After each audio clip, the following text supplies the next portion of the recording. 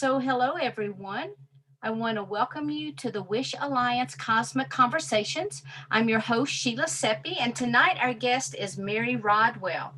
Mary is recognized as one of the world's leading researchers and writers in the field hello, everyone. of consciousness You to the Wish Alliance and Cosmic contact phenomena. I'm your host, Sheila Seppi, and tonight our guest is Mary Rodwell. Mary is recognized as one of the world's leading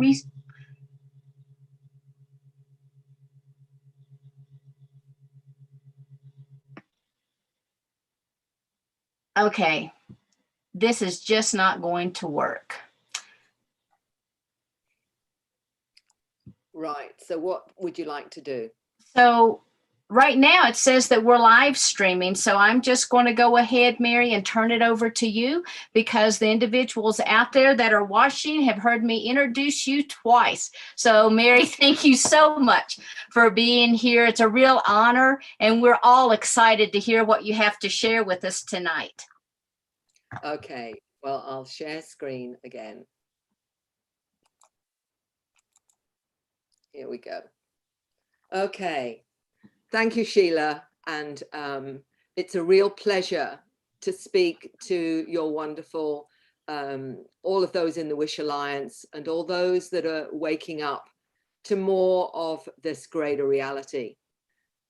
Today, I'd like to speak about the new human, Homo Noeticus, some know as crystal, indigo, children of light, golden children, as many names that metaphysicians are calling these new generations of children.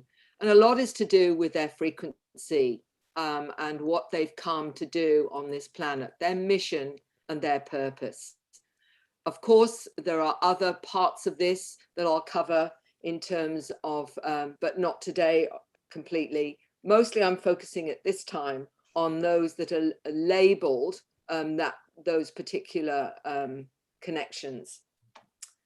Also, I will explain why many of these new children are in fact given a very a dysfunctional label such as ADHD, Asperger's, some forms of autism, dyslexic, etc. And I'll explain why I believe that is happening.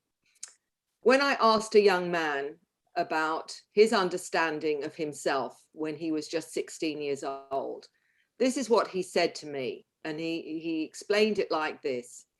I like the term the new human. The title fits because we're going into something that is new for us. The labels such as crystal child, indigo child, or rainbow child is not describing the person, but the person's expression of self. The indigo child has the warrior personality to break down a system that is wrong and needs change. Crystalline child has the aura of love and peace, the healer, the medium, bringing in the sight. The rainbow child has the energy of the creator, leader, kingship, personality. It's a vibrational difference. It's term humans are using only because of limited understanding. Those who call themselves these labels are just resonating to the frequency of those attributes and not staying with the status quo. Animals are changing too, personality-wise. Animals also are evolving.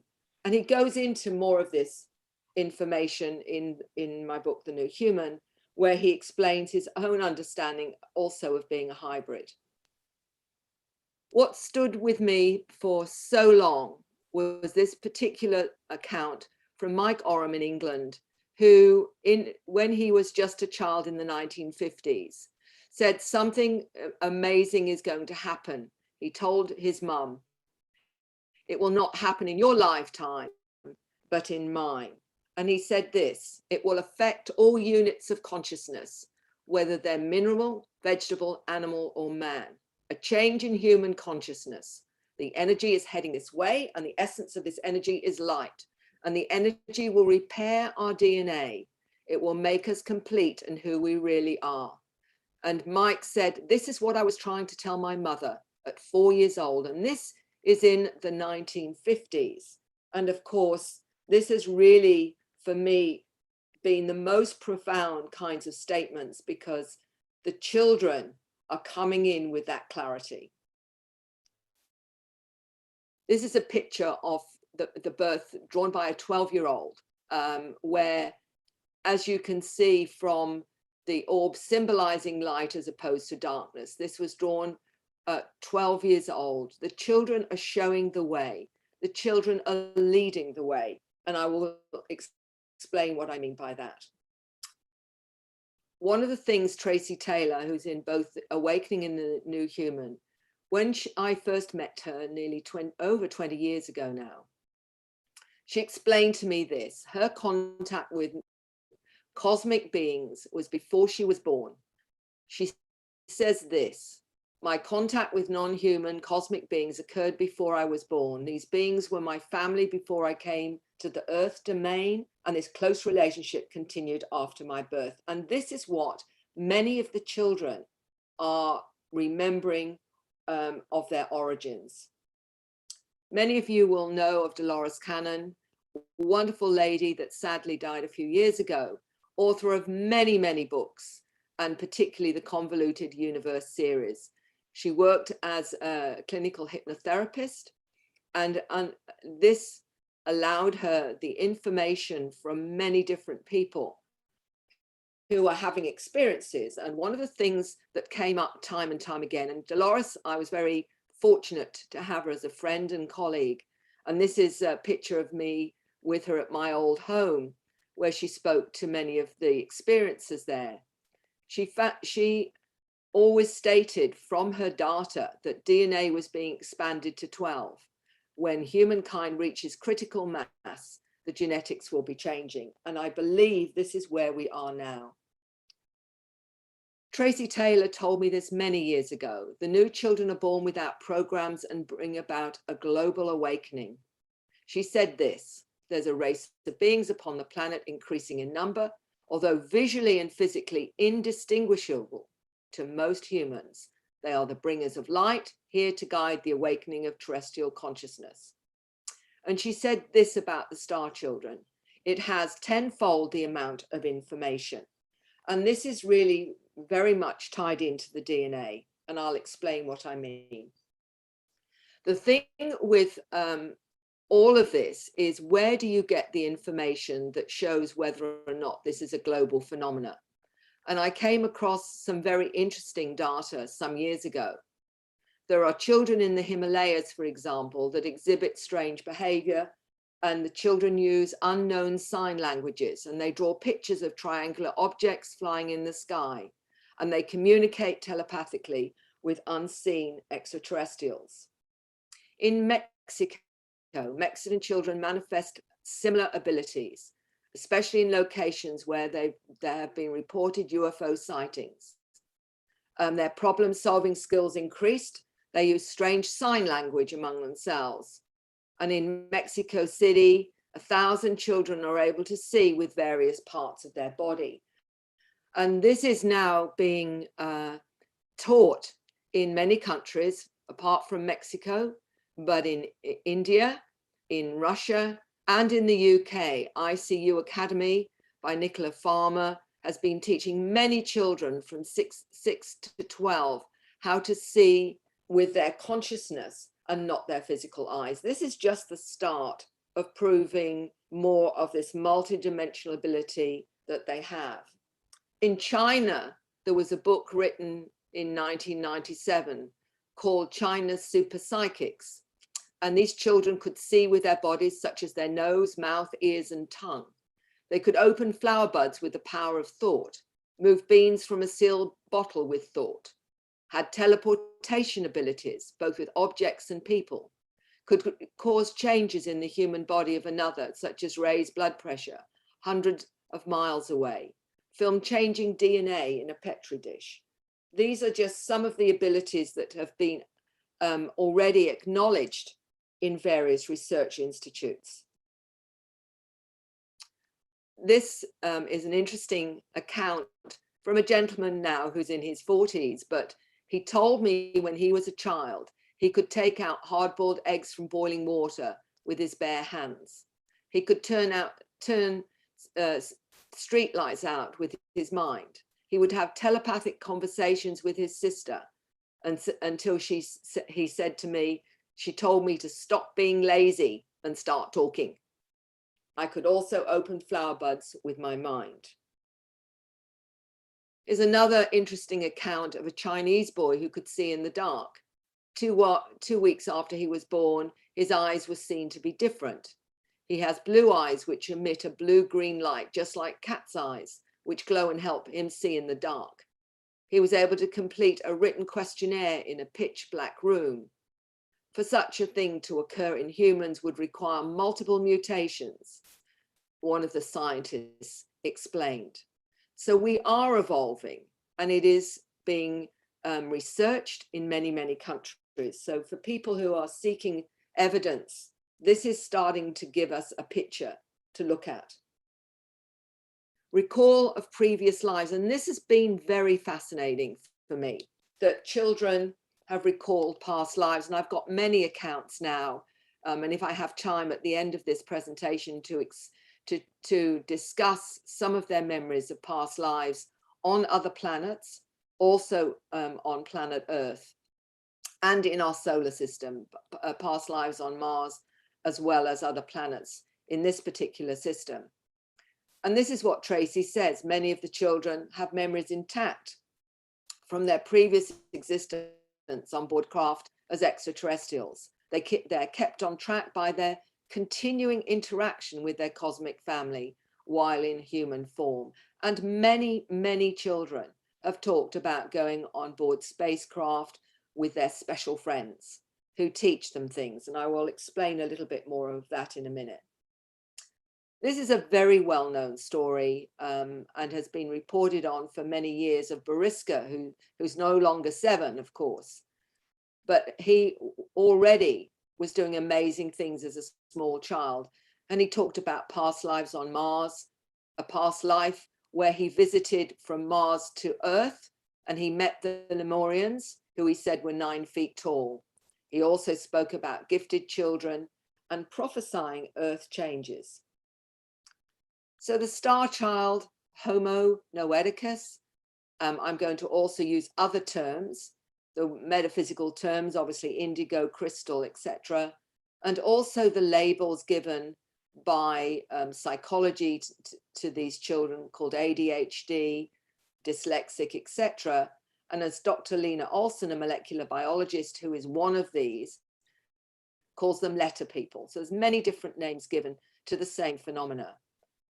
This Tracy Taylor told me many, many years ago that they had superior mental and analytical capabilities. They have direct connection to higher awareness, extreme sensitivity to thought and emotion, enhanced DNA, photographic memories, fast motor neuron responses, manipulation of time and space, and non-verbal communication. And I know a lot of the older star seeds, and that will include all of those that are watching this presentation, that this has been going on not just in the last 20 years, but I believe this has been evolving into an exponential wave of awakened individuals from 60, 70, even 80 years from 80 years ago. The profile, they recall being on spacecraft, being educated by ETs, recall many past life memories, including ones where they're not human, access to knowledge and information they've not consciously learned, feel a sense of mission and purpose, often feel alien to this planet. They're intelligent, intuitive, telepathic in some instances, and may write unusual scripts or speak in a star language. They perceive spirits or extraterrestrials, both physical and non-physical. By that I mean interdimensionals, extra-dimensionals, transdimensionals, and those coming from our future, that talk about future humans coming back into this timeline. They have healing abilities, aura perception. Many of them are empathic, and some can communicate with animals, plants, and some even seem to be able to do that with crystals. A 7-year-old translating a script and her understanding. This script was in my book, Awakening, and a mother wrote to me and said, my daughter was looking at me reading this and saw this strange script, which is actually a script by Tracy Taylor. And she said to me, Mum, I can read that. Do you want me to read it to you? Her mother was amazed, and her daughter not only read it in the language, she translated it. And I asked if I could speak to her, and this little girl was very happy to speak to me. And I said, can you read it to me? And she said, yes. And she proceeded to read it. She said, do you want it in the language or do you want it in English? And I said, can you do both? And she said, yes. And she proceeded to read it in the language. She translated it into English. And then I said, so where does that come from? And she said, oh, that's from the Greys. And it was an ecological message.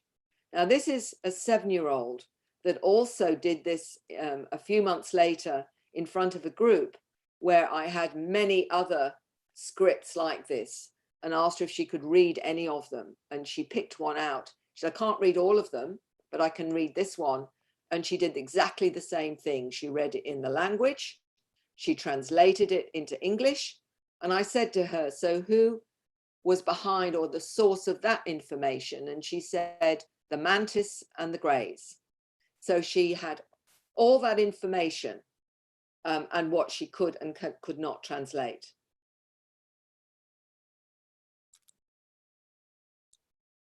So what also is very profound is that when they incarnate onto the planet, they're not left alone. They're not left to just be human in the sense, many of them are given an education that is by these beings that many connect to, the star beings or their star family. And this is some of the what I have put down as some of the patterns or information. I always remember an 8-year-old telling me he'd been on board craft and they learnt a lot of complex things, he told me. And I said, well, can you tell me some of the complex things that you're taught? And he said, no, Mary, because they're too complex for you. And this is why I think he said this.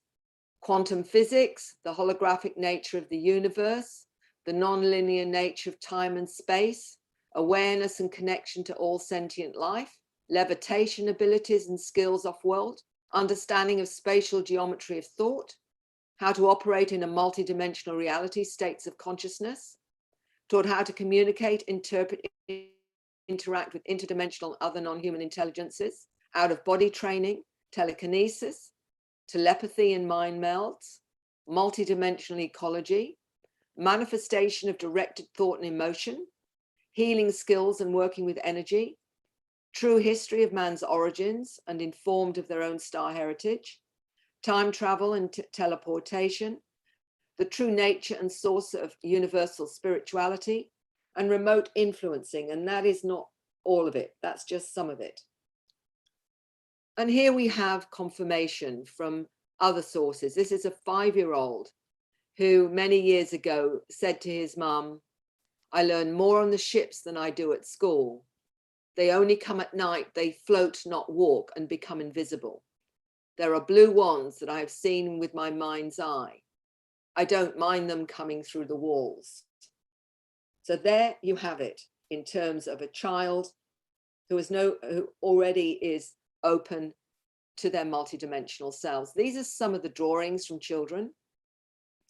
The one on the left is a 4-year-old who drew Clowny, because what many don't know is that often these beings come in the form of images that we are familiar with, such as clowns, Santa Claus, skeletons, cats with big eyes, or owls outside the window. And often those symbolically trigger fear, because there's a part of the child that knows it's not a clown, or it's not Santa Claus, or it's not what they are looking at. And so this little boy is called this Clowny.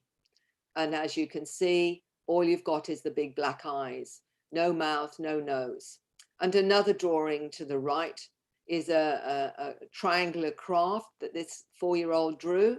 And he said the energy field was to keep the people from leaving or going in and out. So he explained his image of what obviously was his experience, in my belief. More images from the children. The one on the left is a 7-year-old drawing her experience of being with Clowny and the energy field of Clowny. This is the craft, she said, that takes her up to the main spacecraft. And there she said that's where she goes. She used to, and here's Clowny again with his energy field. And Clowny used to scare me. Mum and Dad said that he's my friend, that Clowny was stealing me at night, but he was healing me. Clowny said that he would protect everyone in my family, and Clowny's colors are these rainbow colors here. So the children are explaining through their drawings very clearly how they've come to understand their experiences. And here's another one by a 6-year-old.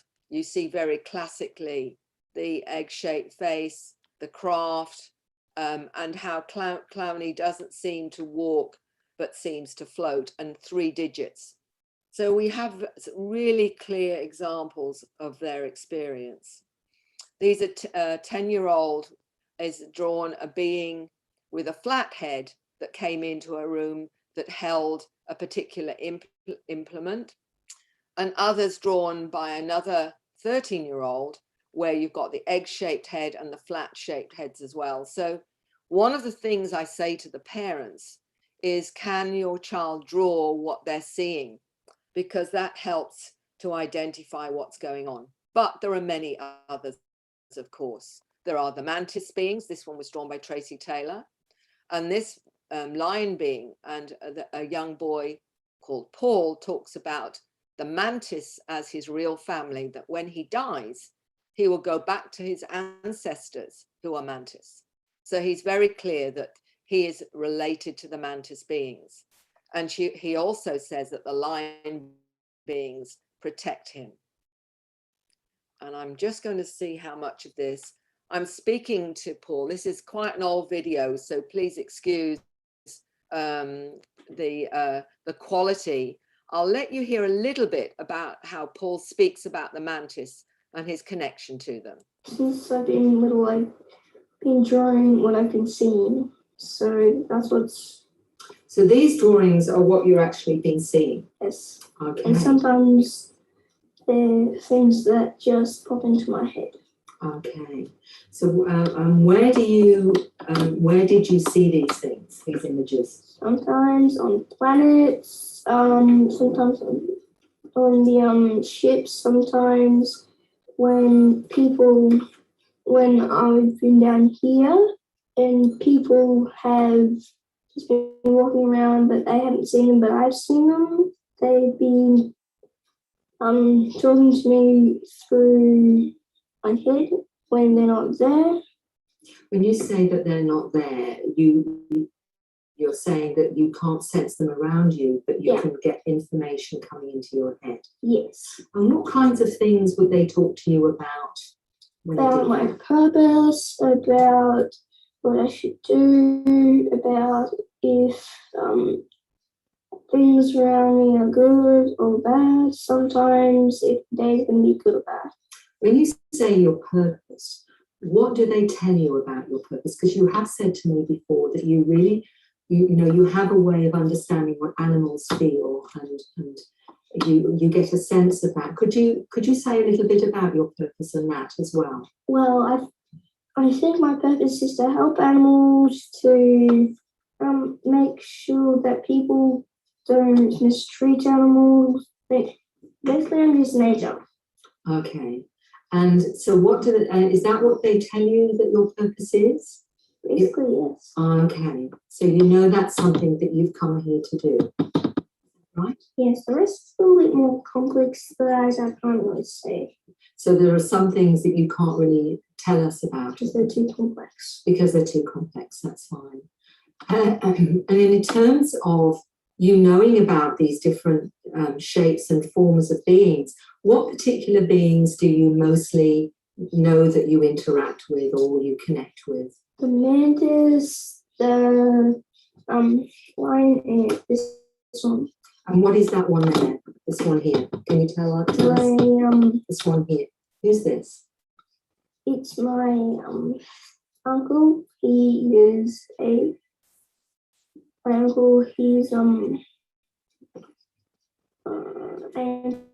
angel. Okay. So when you say your uncle, you're aware that your uncle is an angel.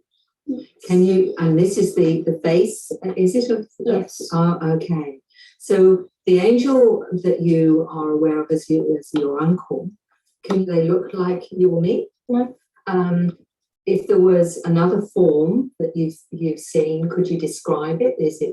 Does it look like anything that we know as one of the creatures on the planet at all in any way? Do they look like that? No, but they look like they do have the wings, kind of like the wings that I drew when I. Oh, those wings that you drew, which were the ones we see in pictures of angels. And when did you first see the beings that you feel you've got connections to, which was the manta and what was it, the lion being? When did you first start to see those or be aware of those? Around 3, 4. Okay. And did you see them when you were awake in the house, or was it a sense that you were seeing them when you were in a dream, a kind of dream state?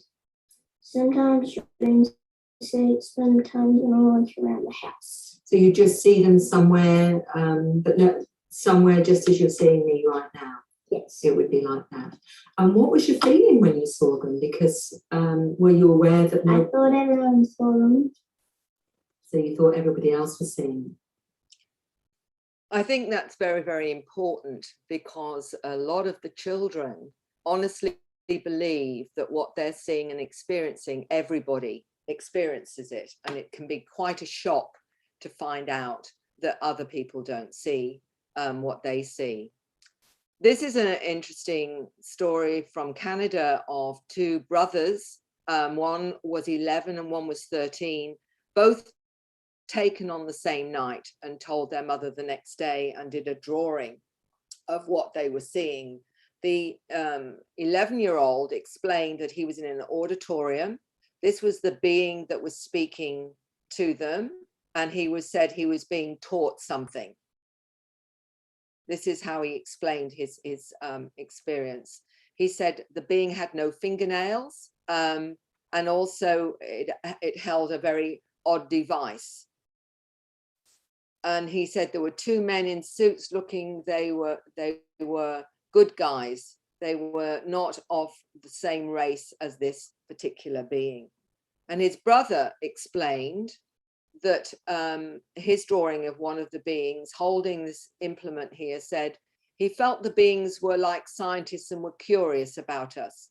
He was told it was something to do with genetics. And he remembers also saying to his brother to hurry up because they were waiting for him. Really conscious recall, and told the mother the next day. So you've got 2 children explaining similar experiences and drawing what they were seeing.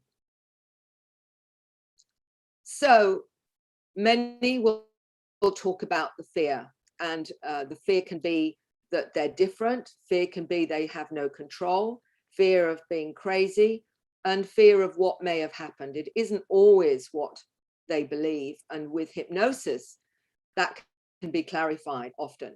And many go through a period of fear until they start to understand more of what's going on. And I'll talk about that if I have time. But one of the things that Tracy Taylor explained, and she does a wonderful artwork, and that was very profound when I first saw what she was producing via her contact. And this is part of the expressions or shifts of consciousness many discover after they have experiences. For example, they may feel inclined to bring through artwork, music, scripts, language, and those are the things that are, to me, absolute evidence something very incredible has occurred. But this is what Tracy said about her experience. She said, I helped them achieve their genetic goals, and in return, my healing and psychic ability, plus my understanding of life on Earth and so on, has been enhanced. Dr. Lear, unfortunately, is no longer with us. Sadly, he died several years ago. He wrote a book called The Aliens and the Scalpel. One of the fascinating things with Dr. Lear, he was the very first pioneer to take out implants that people believed to have had after contact. And he had taken, before he passed away, he'd taken out about 15 of them. Some of them were very different. Some of them were highly magnetized. Some appeared to be biological.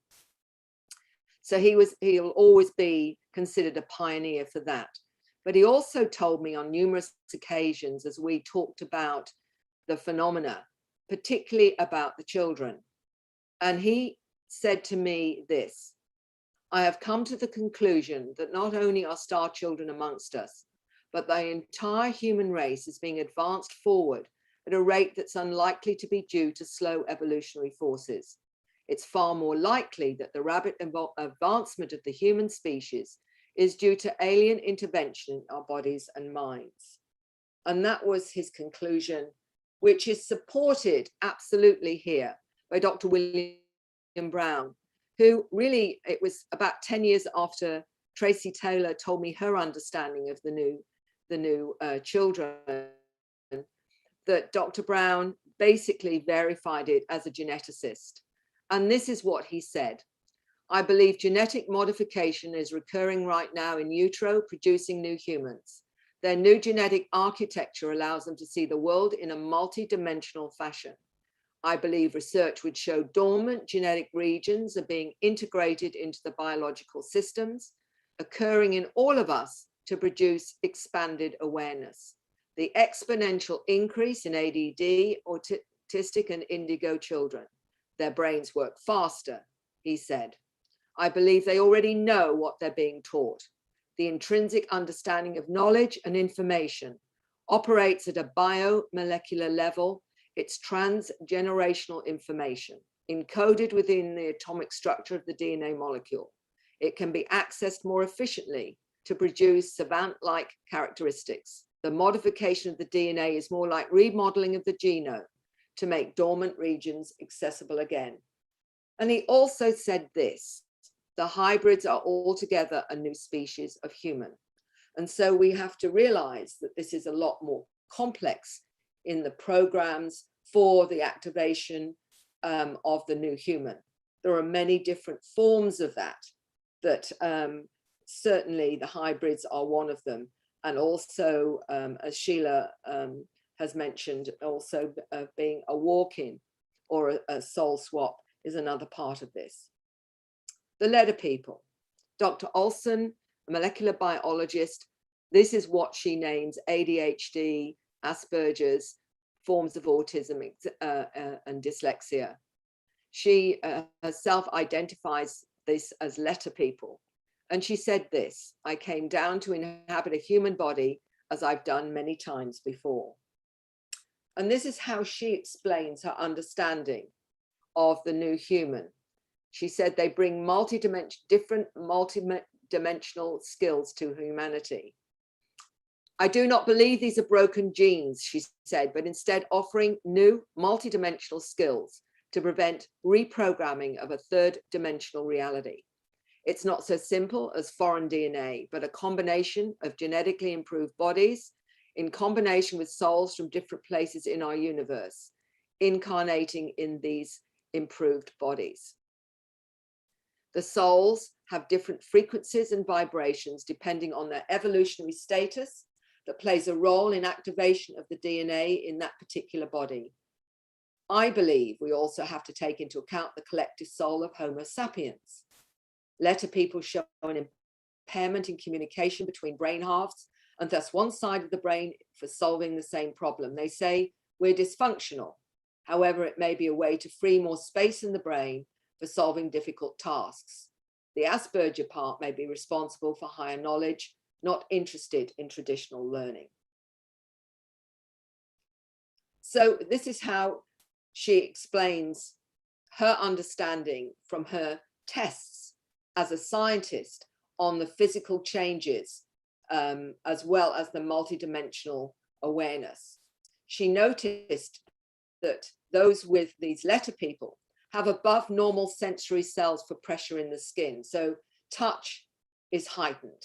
They hear a greater frequency, but both below and above normal range.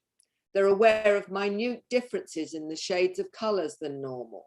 Some of them are synesthetic. That means that they experience something on multiple levels, such as if you mention the letter 7, it could be experienced as an emotion or a frequency or a color.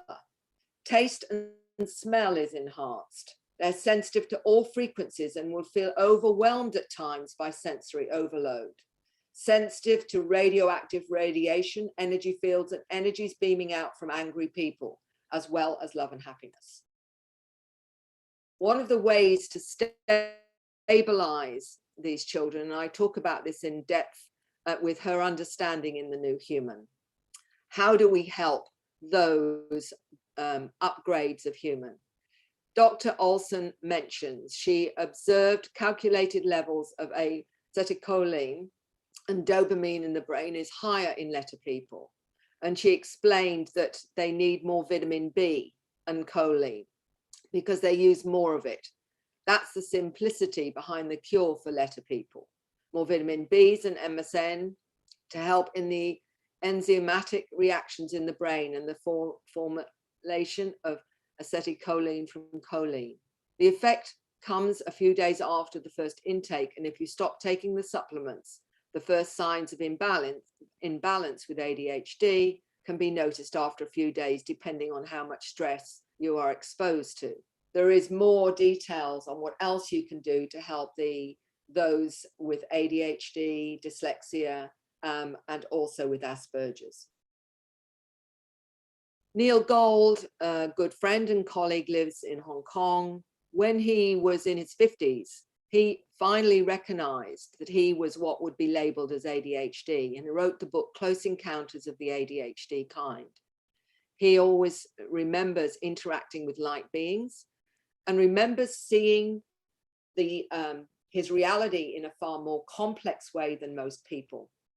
And he retranslated his ADHD as always dialed into higher dimensions, which I think is a far more accurate understanding of these new upgrades of human. And as I said, this isn't just the ones that are coming in and have been in the last 20 years, but this has been exponentially happening. Right back in the last century, we're talking about, even those at 70, 80, and even 90, you may come across this. So how do these beings, intelligences that are working with accelerating our evolution? They're doing it through often taking those that feel they have dreams on spacecraft, which aren't dreams. And they're being taught many things. Whitley Strieber wrote about this quite a few years ago now and called it The Secret School. And I know he was lambasted for this as being too incredible. Not in the least. I've come across so many that are aware of being taken to being taught by these intelligences. He said, remembering the journey outside of time was another step. He was taught 9 lessons involved in the manipulation of time, because learning how to use time as a tool is the key to reaching higher consciousness and a real relationship with the beings. So this is some of it that I mentioned very briefly.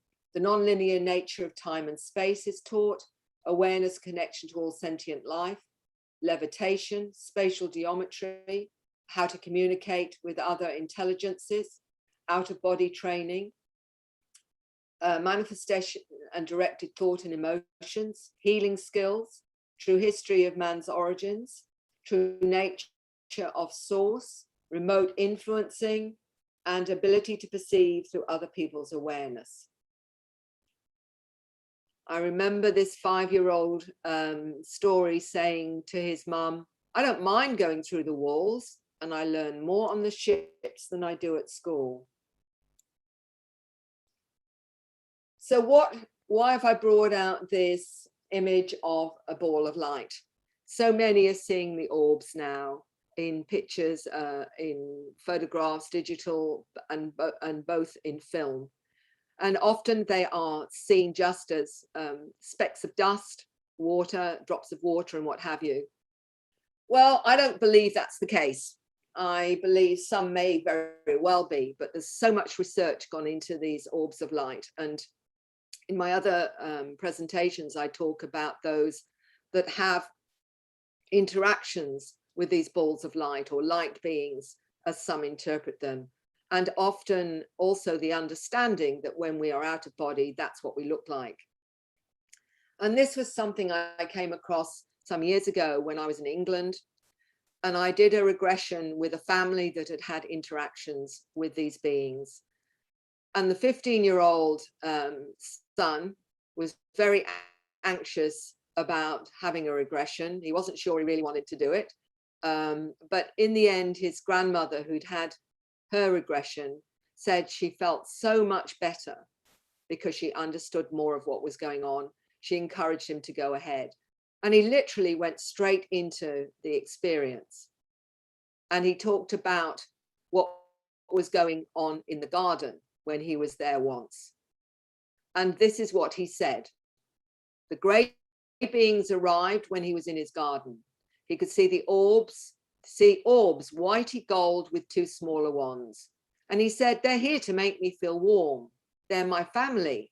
The big one is Great Nana, and the other one is Nana's dad and Granddad's brother. They're here to make me feel comfortable, to reassure me. I asked him how he knew what the orbs of light were, and he said he just knew. I asked why were they there with him? He replied, they've come with the Greys to support him, to make him feel comfortable so he won't be frightened. He said when the Greys left, and this was very significant, he said when the Greys left, the orbs of light went into the spacecraft too. He also asked them, why me? Oh, he said, I chose to do this. I volunteered to come back. I chose to do this. The two Greys, they're still with me. They tell me to stay on track. I've been here, Earth, 27 times before. But the fascinating thing was that he was explaining that the orbs were in fact spirits of his family. The knowledge that is coming and being downloaded by so many across the planet now, even the children experience it. And this little 8-year-old explains, sometimes I get a headache. My head's so small, I can't always take it so quickly. It's like knowledge bombs are being dropped on my head. And there's another account. I attended school at night and they walked through walls and became invisible. We spoke telepathically and I desperately wanted to go home. And this is what a young man in Queensland wrote to me many years ago. I never before heard or read about anyone else having alien classes as a child. I remember being given physics classes at the age of 3 or 4 years old. And some experience this as a dual consciousness, part human, part non-human. This is what Paul said. I'm on a spacecraft with some of my school friends. Sometimes I see them as human and sometimes they're alien selves. It's like that other part of them shows itself. I also use my brainwaves to create and learn on the spacecraft with other human children, but some that look human are not. Their eyes are different. Many of the children talk about being taken to other planets, both in this solar system and others. This one's very interesting because she was taken to Mars, and this is the dome on Mars that she's drawn. She said Mars is a desert. The aliens fed her and were nice and spoke telepathically. She learned skills such as how to look through walls. She saw babies in a crib and aliens of various ages, boys that were dark, gray or black. She interacted with a teenage alien, she said, in the school and learnt the most from her. She said when she returned, they cloaked their craft so we couldn't see them. She described she was levitated out of bed to a spaceship with 3 legs. There are gray aliens, some are small and some are tall. She says on Mars, she didn't learn anything she learnt on Earth. She said, I finished magic school. It's mostly science. I learned about time, space, and gravity. Time controls all. There is life on Mars, and there has been life on Mars. And there is an Earth-Mars connection. And she said, there are bases there. One of the interesting things in talking to the children, this is a young lady of, a young lady of 9 when I spoke to her, talking about the beings and the special friend who's blue. She said she's got no hair or ears. Her eyes are like humans, but bigger. Her friends are here all the time. She was given 7 books. They're not real books, but this is the way she described them. The red book's about creation and its origins. The brown one's about different planets and life there. The green one's about nature and how we can make contact with plants and animals and understand nature. The dark green one's about the body and how it works and how to get it to evolve. The blue book's about light and truth. The red-brown book she can't open because a dragon took the key from her in the 1700s. The black book is about darkness and evil. This fascinated me particularly, of a lady with 2 children, 4 and 7. And she told me about her children's reaction to Tracy Taylor's drawing. She said nothing about them other than what did they think of the pretty pictures. In fact, the response was quite confronting for her because, as she said, she had no idea they would have any real understanding. Both children said this: they contain information about aliens. But the 7-year-old continued to say, the pictures contain images of harvesters of energy, machines which harvest the sun's energy. There are different types. The other pictures contain information about the aliens. One is about the 7 who will be coming. There are eagle people, cat lion people. They have ancient messages. But he didn't stop there. And this is when the mother got particularly concerned. She said, in a way, I wish he was making this up, Mary, she said. She asked about the pyramids in Tracy's paintings. And her child said, that's how the aliens will come. That's where they land and arrive. It's a teleportation machine. The big pyramid isn't the only one. There are others. They will come at the pyramids and fly over the ground to the South Pole, shoot to the North Pole by way of a teleporter, and fly down to the pyramids again. He made hand motions which indicated the craft would teleport or pass through the center of the earth from pole to pole. The mother said, when you say others, do you mean other pyramids? He said, other teleport places on every continent, all over the world. So there are other teleportation places, she said, other than the big pyramid of Khufu. Yes, in the sides of the hill, lots of hills, hundreds of them around the world. Actually, it's a place where the aliens do science there. She said to me, I stopped asking questions. I think I needed to digest this. He was starting to scare me again. Her son has dyslexia and says he sees the information in his mind. This is Paul talking about being taught on the craft. Yes. Could you say a little bit about that again? Sometimes when I go up on the crafts, my friends are actually, my school friends, in pods, or they're around in a circle with other beings and me, and we're doing complex maths or learning about history. Okay, so sometimes that you're there learning things with, and the school friends that you actually see there, those particular school friends, do you ever talk to them about this or discuss it with them? I did once. Mum kind of went crazy. I tried to help him more. She said, no. Just because I didn't want you to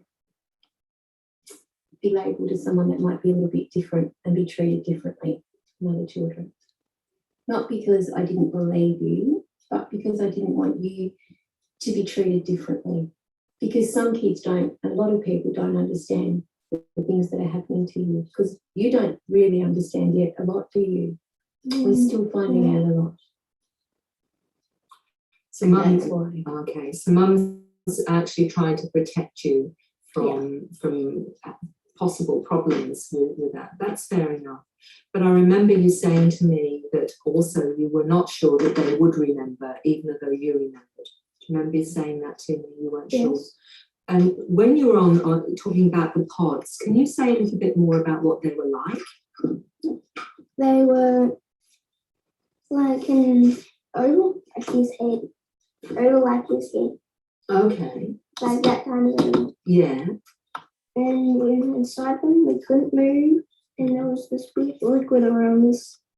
And what was the liquid like? What did it feel like? Did it feel like water or something different, or something like jelly or something like that? What did it feel like? Something not water, not like water, not like jelly. Okay. Was it sort of in between, or, you know, what did you feel like with it?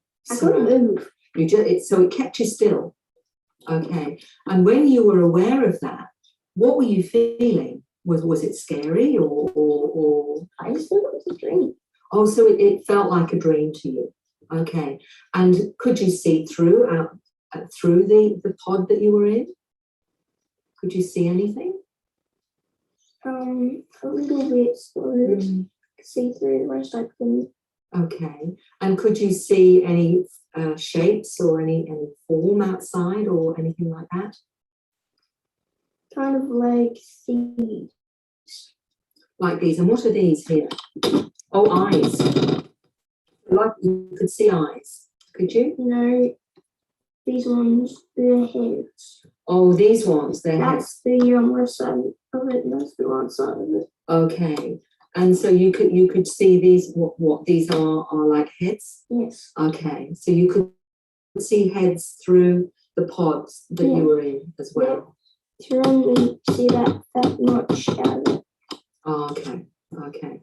So on this page, for example, have you got anything you'd like to say about what you've got on this page that you've drawn? What is this here? The ship. Okay. And is this a ship that you've seen? Ship I have seen and a ship that I've been on. So you've been on this ship? Yes. Okay. And do you remember how long ago you were on that ship? I remember. What about this here? I think the important thing that came from my discussion with Paul was that he wanted to verify what he'd experienced, but because of the problem of speaking about it with other children could have caused problems, as his mum was quite right. She prevented him from doing that, and he was very frustrated. And this is part of the problem, is that many of the children soon learn that it's not okay to speak about this to their school friends because of how it may be perceived. And that is part of the issue many of them have. One of the interesting stories too was a mother seeing her son who had been ill in his bedroom, and he kept looking at a certain space in the bedroom, and she said, "What are you looking at?"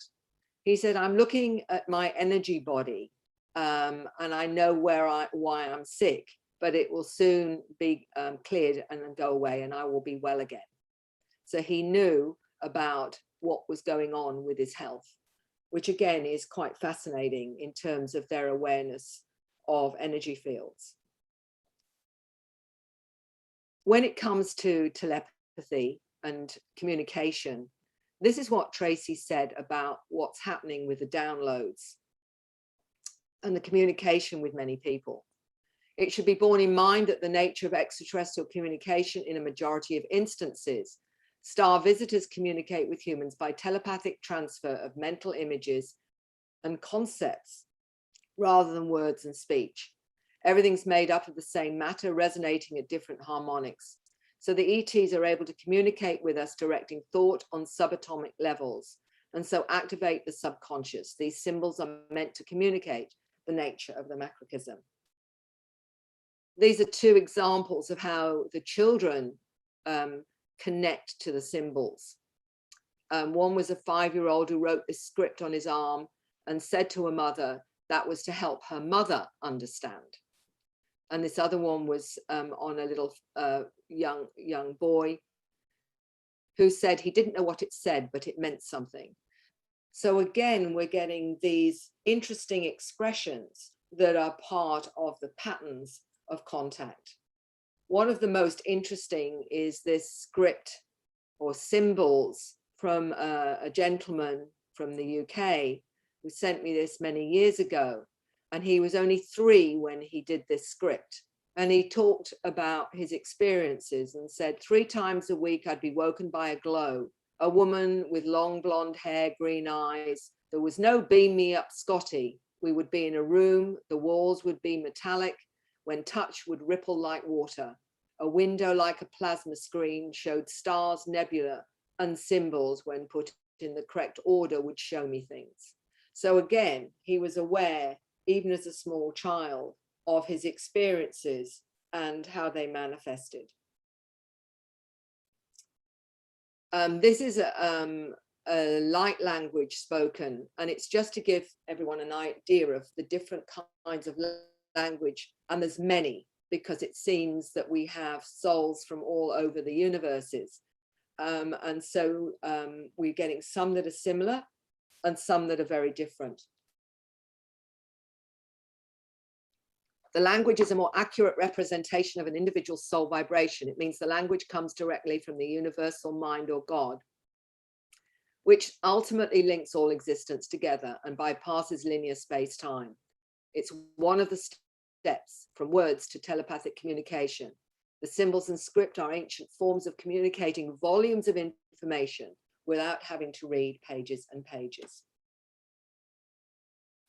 Kia ya to ki hana na ha to ni anana nululu ki he yana na to ki hana na talati ti alata akaliti talati hana na kuto ni hayaku hita a to ki nana la to ya ya no no na na lo ko he na la talati ni ha ko he na nulu to. And now I'm going to play another language to you. This is from Antonio, who is a New Zealander, and he sees himself as an ambassador from Arcturus, from the Arcturus collective. That's his ET form that he's drawn. And these are the symbols that he brings in. He always said to me that he was an ecological engineer, and his story is in The New Human, for those that want to read more about him. But this is Arcturian from Antonio.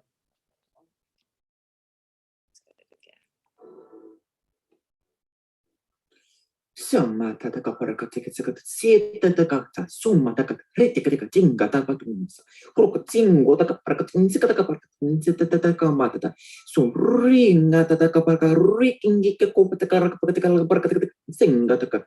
Sung patakitinska parakatinska kuna pakataki sung patak sura patataki. Igrit sikata sienta tata inkurupinchta. Ortikata, singata, hopata,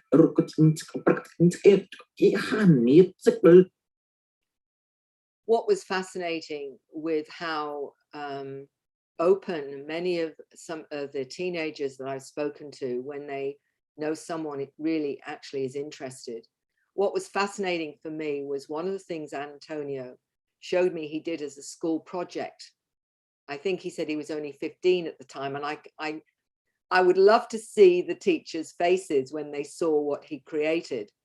He said, the concept was given to me by the Star Councils. They told me I'm a galactic architect, mission to be being sacred fractal architecture, bringing sacred fractal architecture to Earth.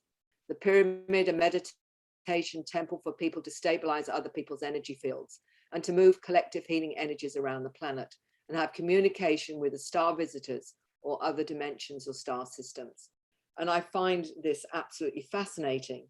And as I say, I would love to have known what his teachers made of it.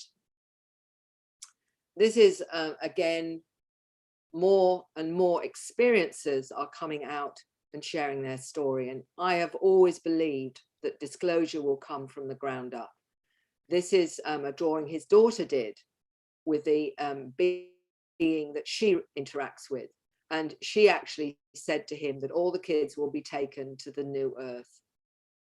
She even said, when they bring me back, I am sad. So contrary to what many believe, a lot of the children are quite comfortable with their experiences, although they may echo the parents' fear if the parent is fearful. Again, the parents do struggle with trying to understand the veracity or to believe the veracity of their children, even though they know that this is way beyond fantasy or imagination. This gentleman asked his daughter about, what are real pictures of ETs and what are not, just to see what she believed was real. She chose just 2 to 5% to be real ETs. She said the photographs were real, but also the photographs she felt had the highest potential of being real. One was the alien autopsy photo. She said those of a different race of grey. Overall, she chose 2 to 5% of the pictures to be real out of hundreds we searched on the images. In my opinion, that's probably the accurate number. And so for him, because of his own experiences and hers, it gave him validation from what she accepted or believed were real images. A lot of the script is quite fascinating. And again, the children are trying to emulate some of the script. And this was to the left here, you're seeing, oh, hold on. To the left here, you're seeing what was drawn by one of the young children. And this is a daughter of Özlem in Turkey. And she said, I found similar script in Dolores Cannon's book, The Convoluted Universe, with those with contact. So the parents are seeking understanding as well. They're trying to work out, is this real for my child? Or is this just fantasy or imagination? The other very important thing here is their abilities to tap into not just animals, but plants, but also various crystals, etc. And Dr. Olson is very courageous in admitting without that she was taught by the beings how to feel crystals and stones that she uses. And she teaches others how to do it in workshops. It's handy to use crystals and their vibrations when you need to do self-healing. They have quite an impact. And for any of those that want to see more of the physical evidence of how this works, Dr. Harry Oldfield has shown entities in crystals through his PIP technologies, working with healers and crystals using pulsed high frequency electromagnetic stimulation of crystals to rebalance the energy field. And it's polycontrast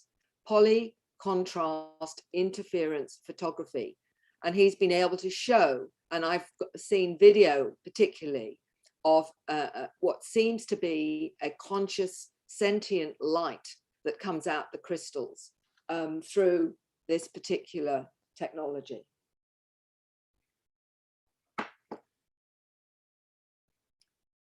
So, Dr. Roger Lear, the upgrades are demonstrating our future and potential of our creators. So, the conclusion that they are here. We are communicating on many levels of harmonics. And here is a lovely little video, should I say audio, of a little boy who says he communicates with rocks or minerals, and this, in this case, a meteorite. And this is what he's saying. They seem like they're living. They communicate when he touches them.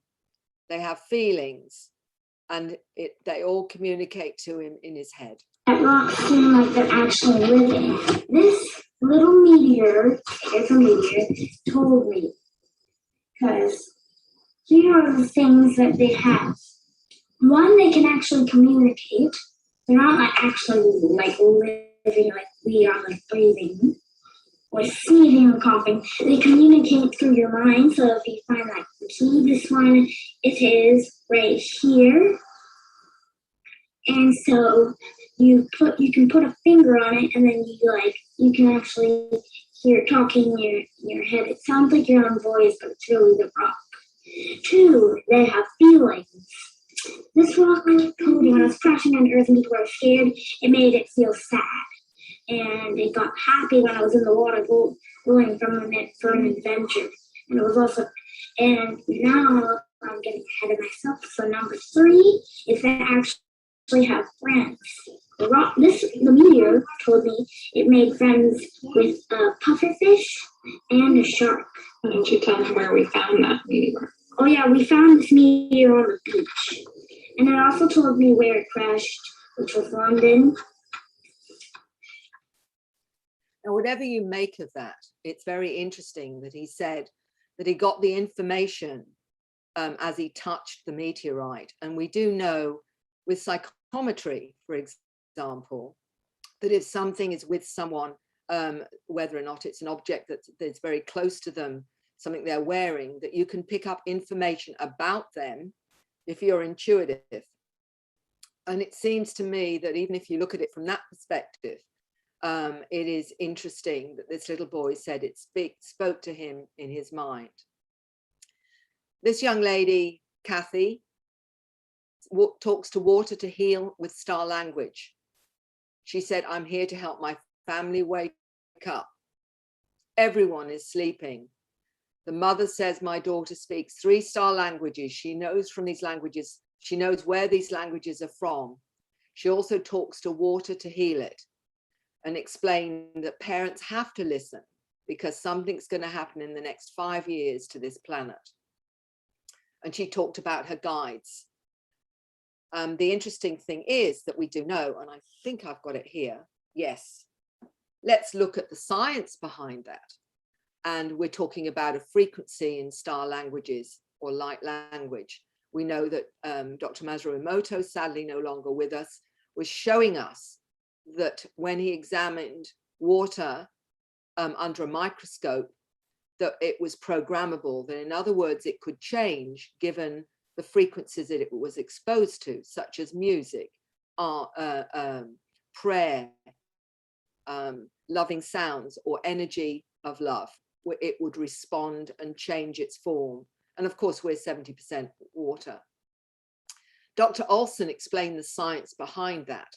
The spiral formations she's been working on with her water research is loading energy back in the water and helps healing and recharging, strengthens the energy field and the aura, whatever is pointed at. Rightly used, it could be a bliss for humanity in rebuilding our earth.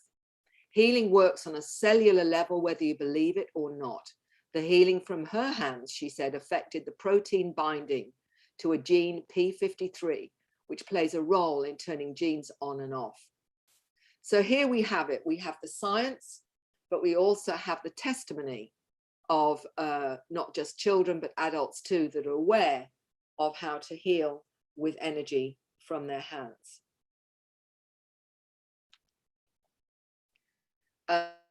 Here, Dr. Olson talks about how she has done this kind of healing. And this is, if you want to know more about how she loads water, this is the information for you to look into. And she has done it due to her scientific background, which gives it an enormous amount of validity. And of course, we're 75% water. We all know when we feel better, when someone's saying something nice to us, or we're hearing, or we hear beautiful music, and how we can feel better from that. Well, there's the science behind it, and it all is about what we're exposed to. I'm actually showing you something. Yes. 5-year-old Peter knew about his mother from Andromeda. He said because he's from there, he knew about hidden knowledge. Peter was ADHD. This gentleman, an electrical engineer, lives in Texas. His partner and 2 children have seen many craft and had encounters. Both children, daughter 7 years and son 12 years, have conscious recall of encounters with multidimensional awareness and past life recall. Peter, the son, at 12, said, I can do great things. Something amazing happened before I died. We left something on the moon to help Earth. I was sent to help. His father researched anomalies on the moon, which suggested there was a machine located there which worked with consciousness, both biological and mechanical.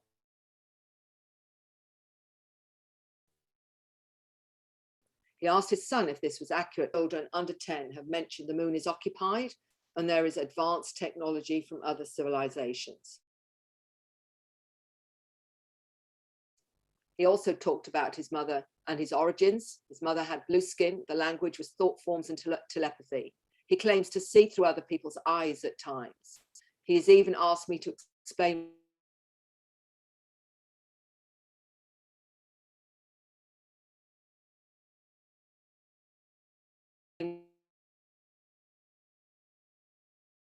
what I was doing at work because he couldn't understand the able to see through his father's eyes when it's scary, and it is all normal to him. The drawings from a 5-year-old who has visits by ETs. This is her drawing here of the craft, and she explains, this is a boy. He walks through the window. It doesn't matter if the window is open or closed. He comes in when we're in our bunk beds.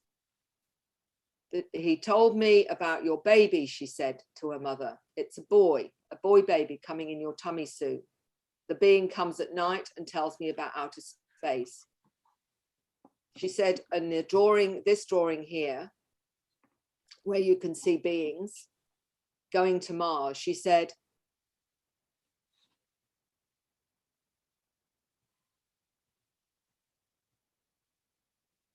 all that's happening is they're in a, these are my special friends. The girl, she's half, and this is here.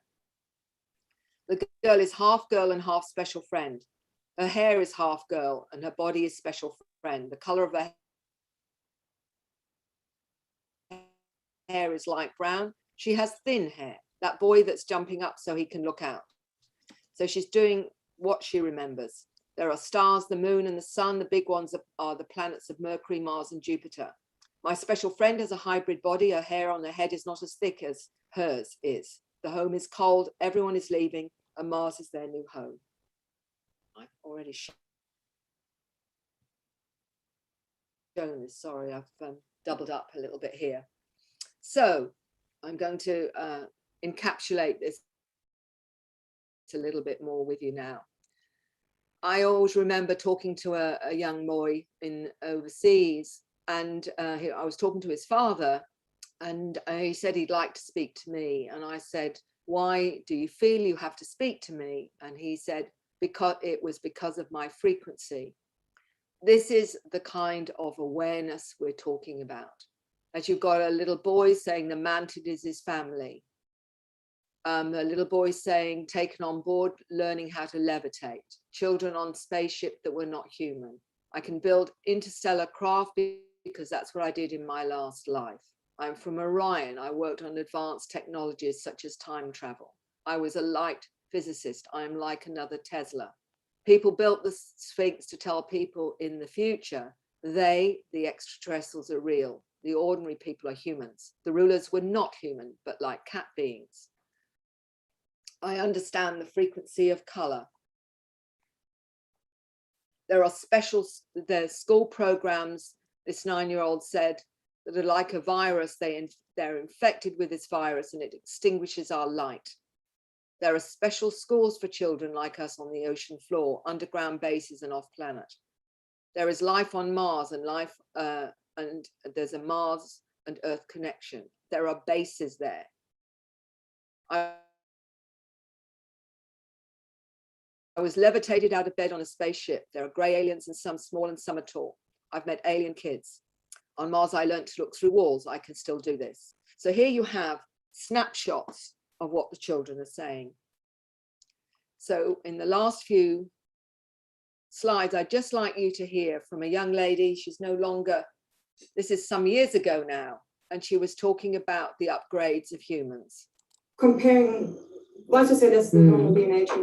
We're like down here, whereas these guys are sort of like above middle, so they're getting there slowly.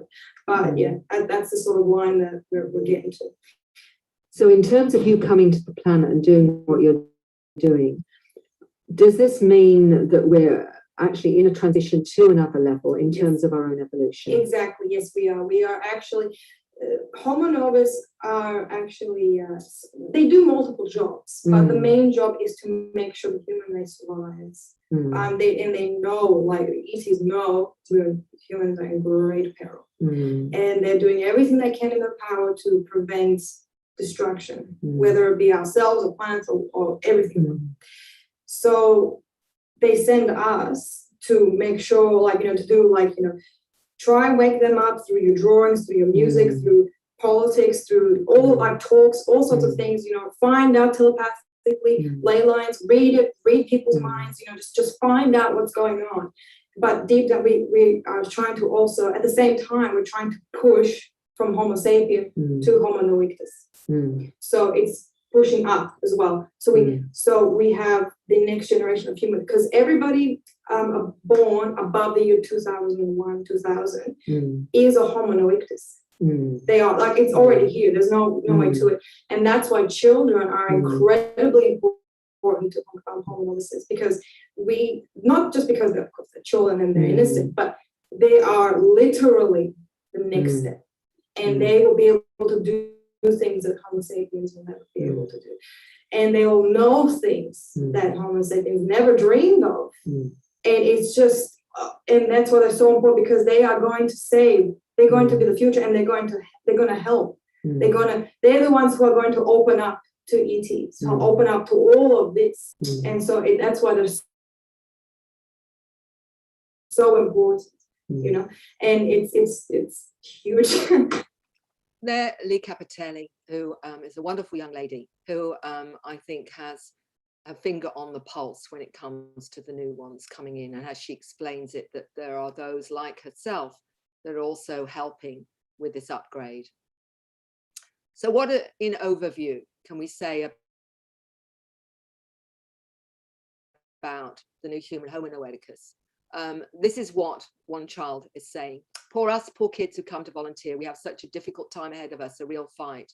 I'm here to help my family wake up. Everyone is sleeping. They want us to wake up and see how powerful we really are. Some individuals are from dayland and evening land. They came here to help humanity with the awakening. It's dangerous to come here, she said, because memories can be deleted at birth, destroyed by society, education, drink, or drugs. They come here aware of the dangers and still want to come and help. We are not awakened yet. We need to increase our energy, as we don't have the energy required. It's stolen from us. And I asked her, how do you protect it? She says, don't get angry about small things. Don't speak on mobile phones for a long time. No TV, microwaves, or wireless internet. At present, we only have 5% of the energy that we need. And I think this was some years ago, so I hope that that's increased. Peter, the 12-year-old, who spoke about leaving something on the moon, he said, humanity's been at this point 3 times, but we've been knocked off course. This time there's a 95% chance we'll make it, and possibly 100% chance we're headed to a higher level. It's slow, but in the last 3 years, he's been getting more and more in tune with things, and it's due to the shift that's affecting everyone. Gaia cherishes us because we can help the vibration of the planet more than anyone else. And as this 9-year-old said, my ET guides teach different knowledge so I can teach adults to help humanity awaken. And I'd like to complete this short presentation about something that an 8-year-old said to a grandmother. You don't have to worry, Nana, because they're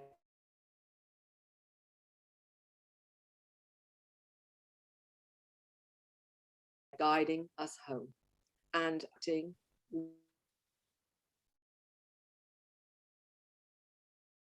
with us as a species, are assisting us with this process. And for me, I believe these children and all of those older star seeds, this is what we've come here to do. We've come here to make this the most special of places to be. And I believe we're right in the process right now.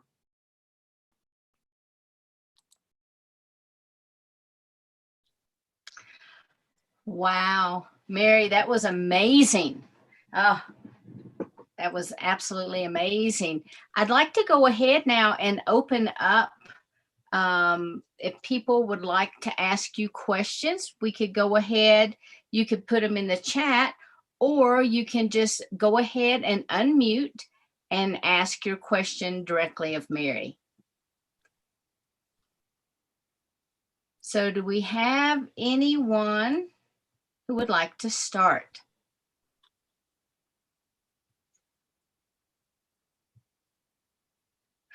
Okay, well, Mary, I have a question. So I took down a note about the children from 2001 to 2000 being the Homo. Is that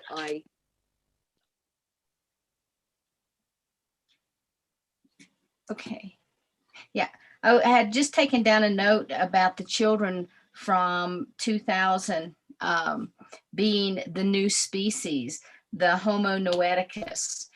Do you have a lot of children that are referring to this kind of the title or are talking about it? I know you've made this phenomenal presentation and brought these children forward, but since you've made your presentation, have you talked with a lot of other children about this? Absolutely. And what is fascinating is not just their awareness of coming from another place. For example, what's not in my book or his presentation is one of the stories is from a 10-year-old that explained to me he came from a planet where he was a blue being. This is his first incarnation on planet Earth. He said, I picked a mother that's been here many times to help look after me. He said, I'm a center seed and I connect to the center of the planet and I'm here to help with the pollution. So he knew exactly what his role. He also spoke about being able to see interdimensionally with his eyes open. So he's able to, and many other things to do with healing and using star languages for healing. He's one of so many now that have incredible awareness. Some of them talk about being able to communicate with the elements. One story was a young man who explained in England, he was on Glastonbury tour, which for those that know, it's a huge hill with the tour on the top in Glastonbury. And he was there with his mother and it was just talked to the wind and it told me it came from Italy. Beautiful. That's cute. Do you have a favorite story that the children have shared with you?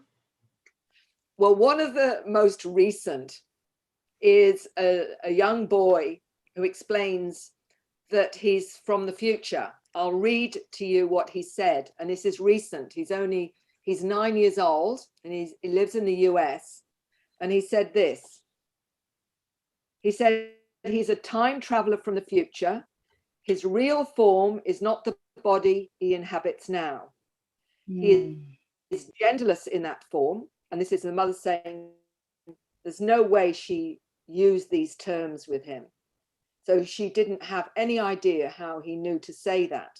He said his alien form is really us from the future. They are us, we are them. And he went on to describe how he had no nails and 4 fingers as this time traveler. Wow. So what he's saying is a lot of the crystalline children then are from the future, or just he was just from the future? What I've come across very recently with 2 that identify with being hybrids is one of them explained on another timeline the species that she was aligned with. She remembers very clearly who she was. She had quite a lot of status, and she said it's been really hard because she's gone to another timeline, which is human timeline, and gone back in time to be human here. And she struggles because she's just a young girl here with no influence whatsoever. And she's finding it hard going from that to this. So we're getting a lot more mentioning timelines. And that also brings in parallel universes. So we're getting, the more we understand, the more complex it seems to be in terms of understanding the soul and how it understands itself in terms of its journey. Thank you. Kevin has a question for you. Hi, Mary. How are you? I'm good, Kevin. Good, good. I enjoyed your presentation. I always love listening to your presentations, and I learn so much each time I listen. So thank you again for that. I do appreciate it. I do have a question. I could identify with a lot of those things you were talking about. When I was a child, I had contact with a group of eight ETs, and I have had contact with them all my life. I'm now 67, and just only 3 years ago, I was asked to speak and write about my lifelong interactions with them. And I saw a talk with Susie Hansen, and she was talking about the 3 waves of experiences. Now, I was born in 1954, so I suspect I was probably one of the first wave that Susie Hansen speaks about. But my question to you would be, have you met other people like myself who are at a later stage in life? They've been educated by the ETs, and now they're being asked to speak out. Yes, a good question, Kevin, and you're absolutely right. The one thing with mentioning Mike Oram, who lives in the Lake District and, you know, wrote about Does It Rain in Other Dimensions, was 4 years old when he explained to his mum about the shift in consciousness. So he would fit in with that as well. But I do believe there are some even older than that. And when I was in Norway, I gave a presentation there, and a lady came up to me and she said she was 79 years old. Now, this is a few years ago. And she said, everything you've mentioned about these star kids, I've experienced, she said. And she said, I'm a farmer's wife, and I used to call the sheep in with my mind, and nobody knew how I did it. So there we are, 80. So I think that there's been, you know, I'm not sure if it's just 3 waves. I think there may have been precursors to that that have been coming in, and gradually it's been exponential given what's happening on the planet. I feel they've revved up the program, as it were, simply because of what's happened on the planet, the technology. We know that they dislike nuclear technology and anything to do with that side of things in, you know, in terms of what we could do to damage the planet as well as ourselves. And my sense is that they've been aware of this, and they've gradually increased that wave of consciousness through all sorts of individuals. So, you know, I talk about us as being the older models, but we can be switched on just as easily. The just kids are just coming in already switched on. We are getting switched on in a different kind of a way, and it's through the interactions, through the frequencies coming to the planet from the central sun and the solar system. But we're also getting the frequencies through the downloads, through the artwork, through the music, through the whole range of the symbols and scripts. All of that is activating the rest of us and our dormant DNA, I believe. So whatever wave it is, I am certain you're part of it, Kevin, as so many of our generation are as well. Yes, and I see that the young children that you've been speaking to and all your research, they will be the future generations that would take us to those golden years for humanity, which my ETs talk about. And they say that's not too far in the future. And I would agree with you in relation to my ETs also tell me that they're very concerned about the nuclear weapons we have. They're particularly concerned about Fukushima at the moment. It's still leaking nuclear waste into the Pacific, and it's polluting the whole of Pacific. They have technology that they can help and neutralize that, and they're willing to share it with us. But our governments are not eager to communicate with them. I've tried to make communication myself with our governments, and we just get pushed back all the time. So now they tell me that what they call the reveal will be coming from the people. And I see a great movement now within the people, and that's where what my ETs called the reveal will come from. And it's not too far in the distant future. So, you know, all the work that you've done and all the work that other people have done for decades is now coming to fruition. And I believe that the experiences now are speaking out, and we've all been, I speak with lots of experiences now, and we've all been given the same information. We've all been educated to a similar level, and then we share the information, and that gives us confirmation of the information that we've been given, if that makes sense. But I think it's a very exciting time to be here at this moment in time. And I say I'm very excited for the future. So, but again, I just want to thank you, Mary. I always enjoy your talks. They're just fascinating. So thank you. Thank you, Kevin. And I will say this, I don't know if you've read the book, The Day After Roswell, where Colonel Corso writes about the reverse engineering a lot of the technology from the crashed craft.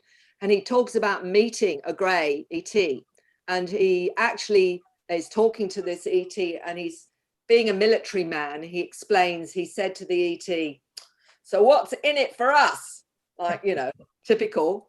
And the grey ET says, "A new world if you can take it." And plainly we couldn't, because we knew, or they knew, that then they would lose control. And, you know, from free energy, all these technologies that we believe still, they have technologies 30 years in advance of what we're being shown. And that's to do with healing, free energy.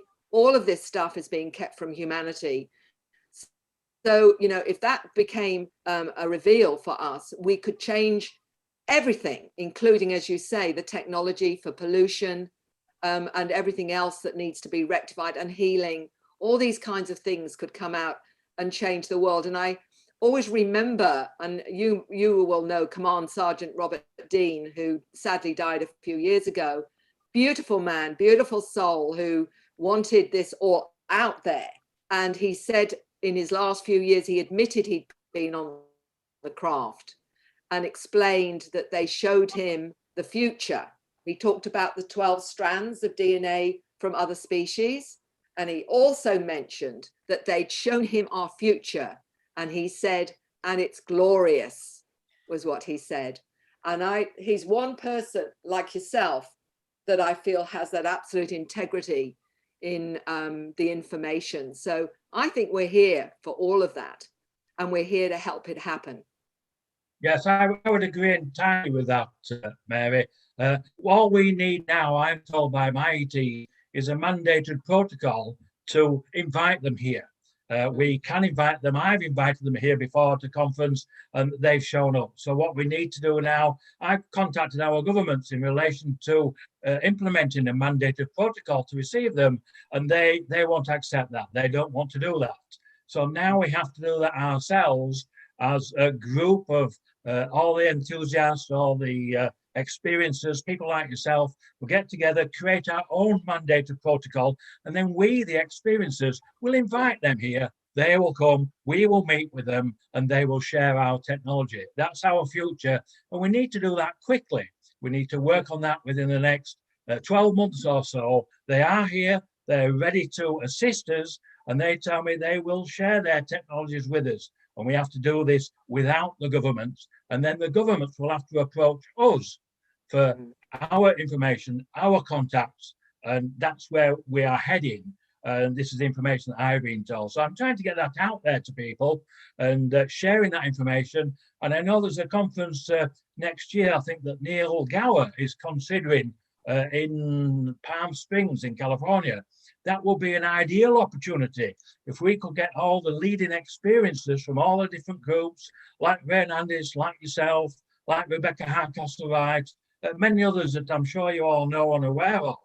If we can all get them together under one roof with a mandated protocol and invite our ET star families, they already connect directly with many, as I'm sure you're aware. So we are very close to doing that.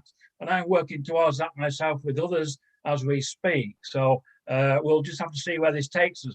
We have tried in the past, and our governments are just not responsive whatsoever. So it will come from the people. So again, I think exciting times ahead, Mary. I have always said disclosure is going to come from the ground up, because we've already found out from the latest Pentagon release that the nearest they've got to is, oh, we don't know what they are. And that's as far as they've gone. Oh, come on, give us a break, you know. Beautiful. You know, oh, we'll still be talking about this 100 years in advance. But anyway, thanks, Kevin. Yeah. Thanks, Kevin. Mary, do the children speak about a predominant timeline? All I am getting is that there's something ahead. And one of the things they talk about is an event. Now, what that event is, I don't know, but I've sort of had a chat to my team and said, well, come on, give us the heads up what's going on here. And they said they can't. The reason for that is, in the way they explained, is because it is so beyond what we expect, that in fact that I would limit what that was. So they're saying just be in the moment, be in the now, do everything you can do at this moment in time, because everything's being set up, whatever that is.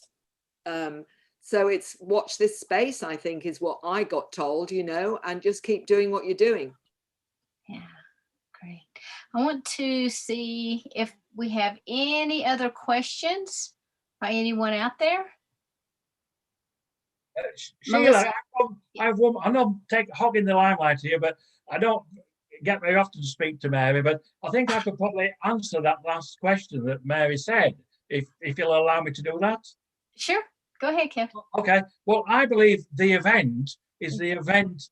We've reached a level now, a level of consciousness, conscious understanding, and through thought and consciousness, we can create that event. And that's what we're doing.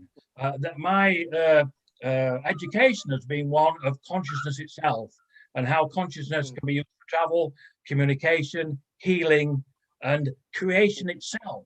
So we will co-create with our ET star families through thought and consciousness the event that you're talking about. And that event is the reveal to us globally that we are not alone and we have extended ET star families. So I believe that's the answer to what you're saying in relation to the event, but we have to do it. We have to have the thought and use our skills, use the understanding of consciousness that many of us have now, and create that event. So I believe that's the answer to your question. So hopefully I will be correct, and we will have a timeline sometime next year. Well, it can't come soon enough, I think, for some of us and what have you. And that makes a lot of sense, Kevin. And what is happening for me as I work with people is many of them now are being activated. And the biggest thing for them is understanding how to manage it so that they can use it as a tool to, you know, expand their consciousness even more. And that is really showing me how many people are waking up. So many are losing interest with all the materialism, all the way that's going on. They're wanting more holistic lives, more spiritual lives, more where they're feeling connected to each other and everything as well. And that to me is telling me this awakening is exponential in the numbers of people now that are operating multidimensionally.